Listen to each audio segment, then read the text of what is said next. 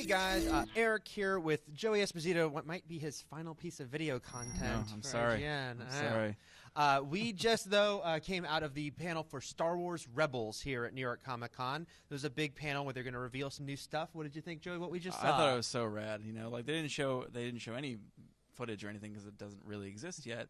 But all the designs and stuff they showed, it's pretty much everything that, you know, Star Wars fans, when you heard about the prequels for the first time, it's just that unexplored territory between episode 3 and 4. Yeah. I'm so excited. It was very cool. You know, they talked a lot. I know they've said this before, but how Ralph McQuarrie influenced them. Yeah. But they're really going back to his original art, taking a lot of specific things. And it was very cool to see all those little touches and those things that, you know, things that he had done that never got incorporated that are now going to be in this. Yeah, and I think the presentation did a really great job of showing the actual concept art and then how they took that art and made an actual 3D model out of it. I thought they did a great job of showing that off. And there was one really fun thing I thought, which is how they're taking some Kenner toy Yeah, elements. yeah.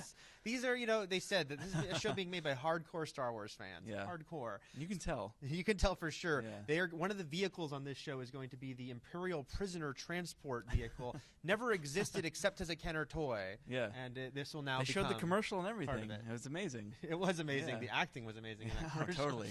Yes. But yeah, it's just super exciting. You know, they sort of danced around the characters that would actually be involved. The whole presentation was focused on who the villains were in the series. Obviously, it's called Rebels. Those are our heroes, but obviously we need to know who's chasing them. Yeah. So it's all about the Empire and all their vehicles and all their designs. And they didn't get too specific into characters, though. Except for one. Except for They one. saved one for the end. The big reveal was who will be sort of the main ongoing villain on this show, pursuing our heroes. Right. And that is a guy that they're only calling the Inquisitor right now. But he's a scary-looking, sort of pale guy, bald head, and he's holding a red double-sided lightsaber. Yeah, he looked pretty badass. He had the troopers behind him and everything.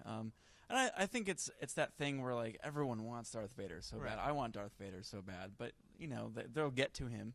Yeah. But there's got to be someone, because he is that character that's sort of, he's better when you don't see him often, and then he shows up, and he's just like Rex House. Yeah, and this guy, the Inquisitor, is specifically tasked with hunting down those surviving Jedi that have got, you know, they know that there are some out there that Order 66 didn't get them all, and this guy's, and they, you know, they pretty much, you know, it was inferred that there will be a Jedi character on this show. That, you know, why is the Inquisitor here? Because I wonder who that could be. Wonder who it could be. I am curious also, not only connections to Clone Wars, but also with the Force Unleashed game, which sort of established a similar kind of situation between Vader and Starkiller, who was tasked with the same kind of role.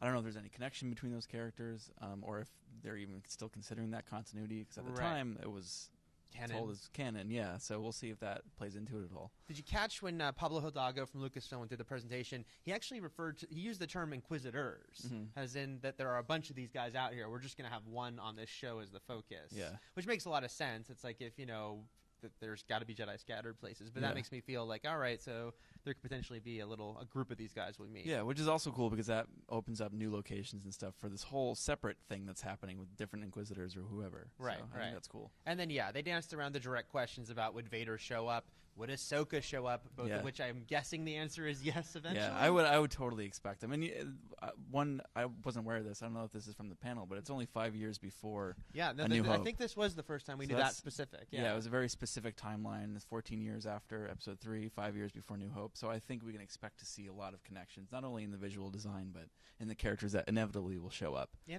maybe they encounter a smuggler at one point. Hey, a Wookiee companion.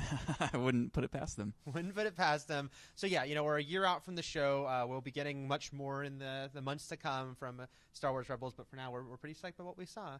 That's it for New York Comic Con. We'll have more this weekend. Stay tuned. Joey, final words here on IGN Video content. Thank you, everybody, and I love you all. Thanks a lot, guys. Bye.